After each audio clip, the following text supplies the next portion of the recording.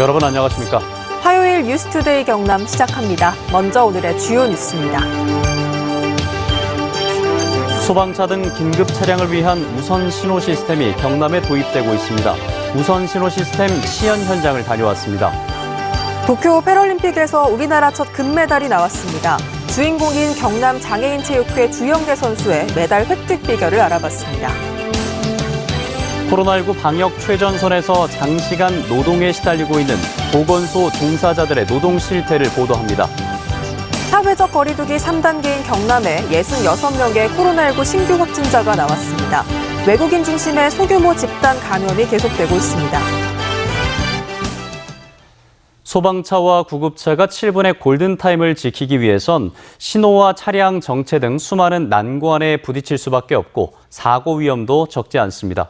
이를 극복하기 위해 소방차 등 긴급 차량이 지나가기 전에 신호등을 바꿀 수 있는 우선 신호 시스템이 경남에서 하나둘 도입되고 있습니다. 이재경 기자입니다.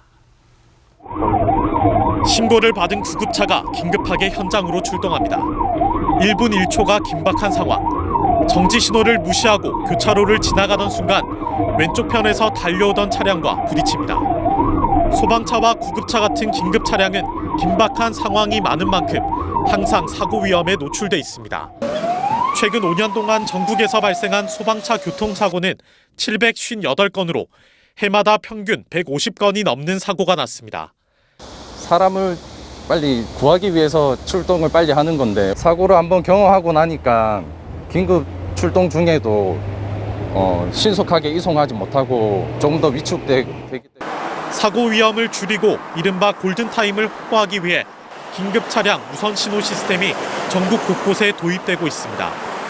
경남에서는 지난해 김해에 이어 올해 양산에도 설치됐습니다.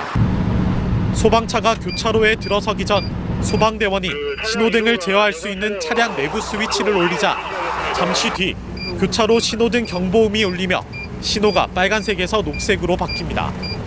소방차는 잠시 정차한 다음 그대로 교차로를 통과합니다.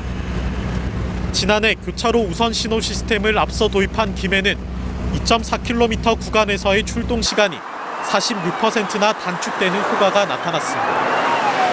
100m에서 200m 전에 녹색불로 바꿔주기 때문에 바로 교차로를 신호 대기 시간 없이 바로 통과하기 때문에 가장 효율적이라고 봅니다. 경남소방본부는 긴급 차량 우선 신호 시스템의 효과를 확인한 만큼 앞으로 지자체와 협의해 설치를 점차 확대해 나갈 계획입니다. MBC 뉴스 이재경입니다. 도쿄 패럴림픽에서 우리나라 첫 번째 금메달이 나왔습니다. 주인공은 경남 장애인 체육회 소속의 세계 랭킹 1위 주영대 선수인데요. 값진 금메달 소식을 서창우 기자가 보도합니다. 구석을 찌르는 날카로운 공격과 강력한 포핸드 드라이브. 4세트 마지막 점수를 남겨놓고 공격을 받아낸 뒤 울려 퍼진 굵고 짧은 환호성. 경남 장애인 체육회 소속 세계 랭킹 1위 주영대 선수가 도쿄 패럴림픽에서 우리 대표팀 첫 금메달을 따낸 순간입니다. 욕심이 생겨가지고 금메달을 따야겠다는 생각을 가졌는데 그게 좀 마음을 비우고 시합에 임한 게 아무래도 좀 좋은 결과를 가져온 것 같습니다. 경상대학교 2학년 때 교통사고를 당해 목을 다쳤던 주영대 선수. 그러면서 평소 꿈꿔왔던 체육교사의 꿈을 접어야 했습니다. 길었던 고통의 터널에서 그를 일으켜 세웠던 건 탁구였습니다. 소속팀 선수 5명 가운데서도 장애 정도가 가장 심했지만 변명 한 번 하지 않았습니다. 몸이 제일 안 좋아요. 저희 팀에서 단 한 번도 지각도 하지 않고 단 한 번도 게으른 적도 없는 진짜 성실한 선수이기 때문에 지금 세계 랭킹 1등을 하고 있구나. 남들보다 더 노력했던 주 선수. 훈련장 한편에 직접 붙여넣은 땀을 흘리지 않고는 성공할 수 없다는 자신과의 약속을 어쩌면 마지막이 될지도 모를 이번 대회에서 지켜냈습니다.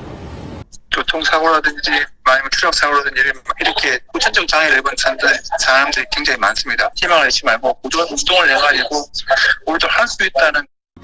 MBC 뉴스 서창호입니다.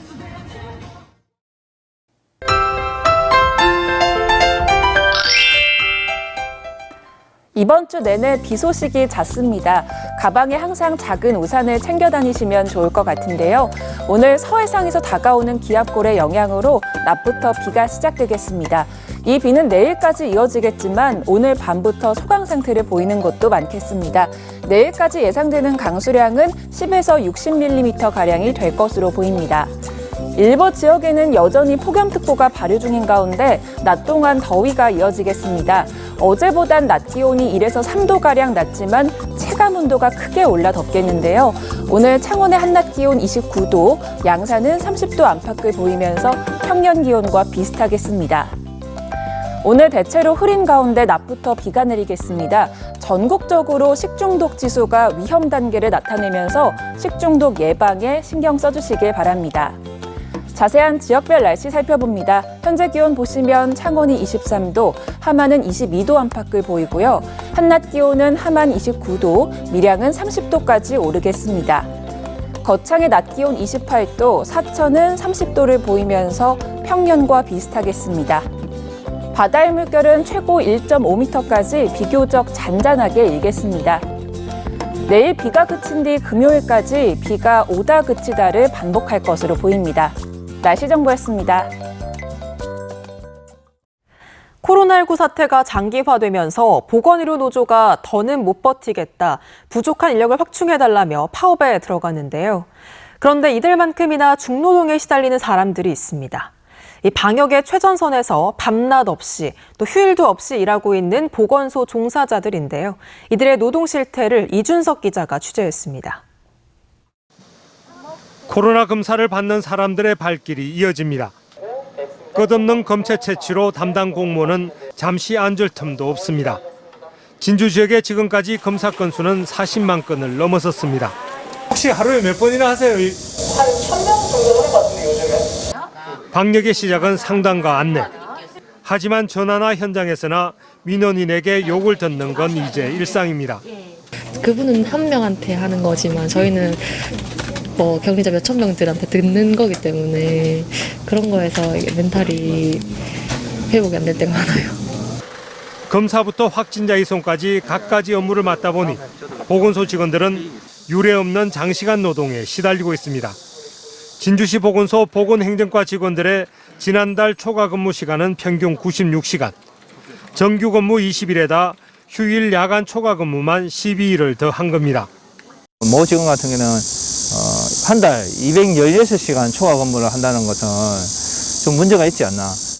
진주시 보건소는 기간제 채용 등의 대책을 세우고 있다고 밝혔지만 한계도 인정합니다. 정규 직원을 늘려줘야 직원에 대한 업무 부담이 줄어듭니다. 행자부에서 정원을 늘려줘야만 가능합니다. 보건소 직원들의 스트레스도 심각합니다. 중앙재난안전대책본부가 최근 진주를 비롯해 전국 17곳 보건소 직원의 정신건강조사를 했는데 우울 위험군이 33.4%로 일반인 18.1%보다 2배 가까이 높았습니다. 공직을 떠나는 이들도 나오고 있습니다. 코로나 방역의 최전선인 보건소. 장시간 중노동을 해결할 근본적인 대책과 함께 당장 개선할 수 있는 긴급 처방도 시급해 보입니다. MBC 뉴스 이준석입니다. 경남 전역의 사회적 거리 두기가 어제부터 3단계로 유지되고 있는 가운데 경남의 코로나19 신규 확진자는 이틀 연속 60명대를 보였습니다. 특히 외국인 중심의 소규모 집단 감염이 계속되고 있어 방역당국이 이 감염의 고리를 끊는 데 주력하고 있습니다. 신은정 기자의 보도입니다. 이달 중순 외국인 근로자 첫 확진 뒤 창원 국가산단 내 공장 3곳에서 발생한 소규모 집단 감염. 외국인 근로자 3명이 더 추가돼 확진자는 47명으로 늘었습니다. 진주에서도 외국인 9명이 한꺼번에 양성 판정을 받았습니다. 같은 회사는 아니지만 인근에 살며 식사 모임 등을 통해 확산된 것으로 추정됩니다. 올해 발생한 외국인 확진자 930명 가운데 7, 8월 2달간 547명이 집중 확진돼 전체의 절반이 넘는 것으로 집계됐습니다. 외국인 백신 접종률이 낮은 데다 밀집, 밀접, 밀폐 등 산밀 환경 탓에 한 명만 확진돼도 집단 감염으로 이어지는 겁니다. 지자체 자율접종 분량을 이제 외국인들에게도 할애해서 이분들이 백신 접종을 많이 맞게끔 해야만 숨은 감염원의 전파 차단을 할 수 있을 것으로 기대하고 있습니다. 경남의 신규 확진자는 66명으로 이틀 연속 60명대를 기록했습니다. 확진자 50명 안팎으로 안정세를 찾아가면서 창원, 김해 등 경남 전역의 사회적 거리두기가 3단계를 유지하고 있습니다. 하지만 코로나19 첫 확진자 발생 뒤 1년 6개월 만에 경남 누적 확진자 10,000명 돌파를 코앞에 둔 상황. 방역 당국은 또 추석 연휴 이동량이 증가하면 확산세가 언제든 증가할 수 있다며 개인 방역 수칙 준수를 호소했습니다. MBC 뉴스 신은정입니다.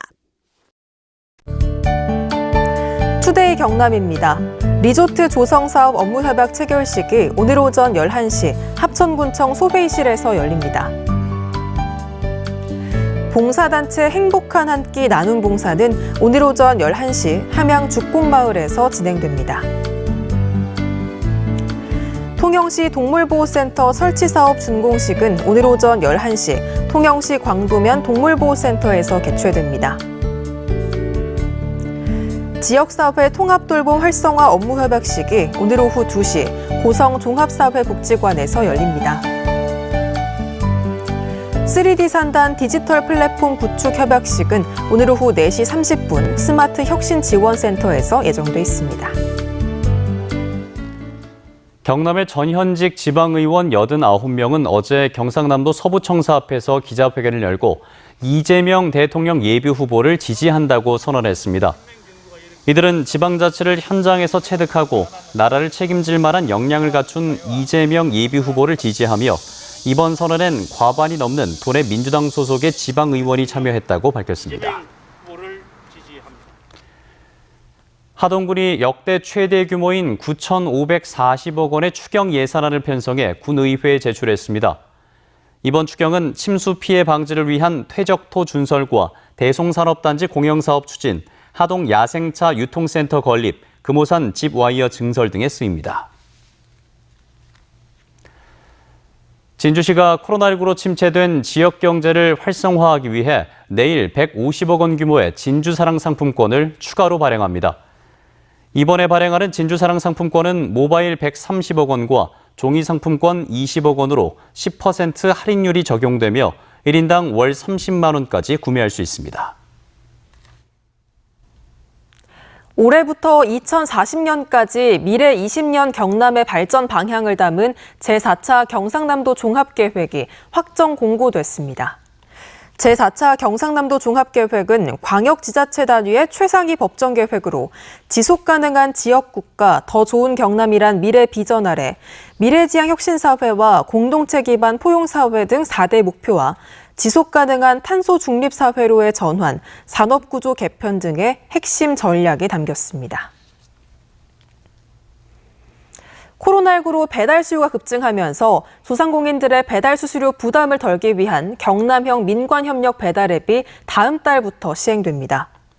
경남형 민관협력 배달 앱은 중개수수료 2% 이하 유지 조건으로 시군이 시행하는 민관협력 배달 앱에 경남사랑 상품권을 탑재하는 사업으로 다음 달부터 진주와 통영, 김해의 민관협력 배달 앱에 시군 상품권과 경남사랑 상품권으로 차례로 배달 주문을 할 수 있습니다.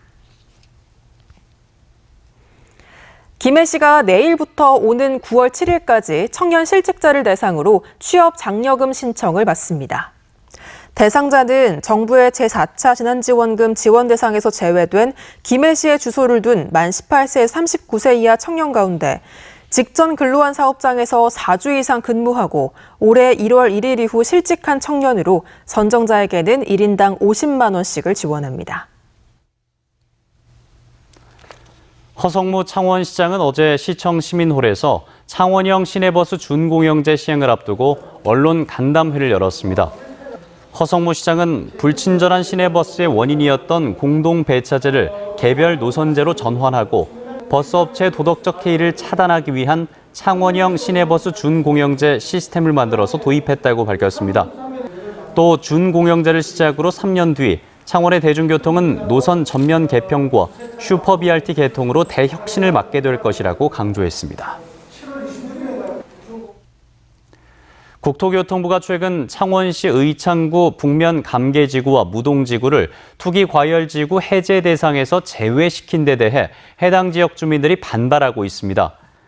주민들은 국토교통부가 집값 상승을 부추기며 투기과열을 조장한 서울시는 투기과열 조정 대상 지역에서 전면 해제시키면서 집값 상승이 높지 않은 감계와 무동지구를 규제 대상에서 해제시키지 않은 건 이해할 수 없다며 국토교통부를 강하게 비판했습니다.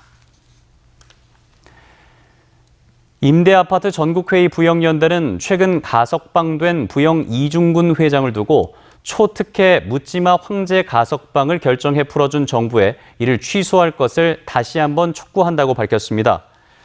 이들은 또 다른 민간 공공임대주택 사업자 관련 소송은 4년 만에 대법원 확정 판결이 났지만 부영은 10년이 다 되도록 확정 판결이 나지 않고 있다고 지적했습니다.